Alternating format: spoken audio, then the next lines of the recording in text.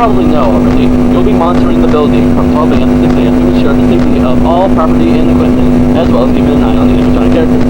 What I mean by that is, for some reason, the characters tend to roam freely after hours.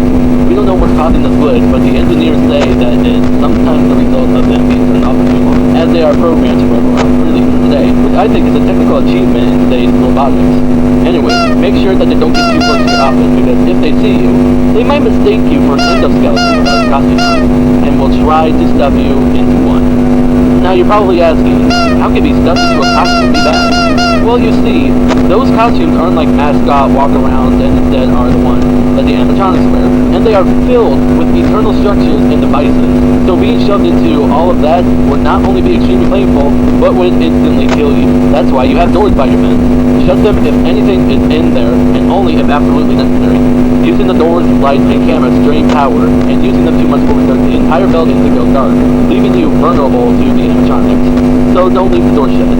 If an animatronic does somehow end up in your office, I have a small trick for that, which is hiding under the desk.